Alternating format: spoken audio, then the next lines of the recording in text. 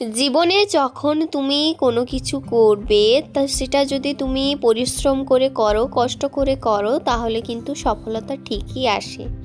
হ্যাঁ, তার সবথেকে বড় প্রমাণ হলো আমি নিজেই। মাসটা ছিল ফেব্রুয়ারি।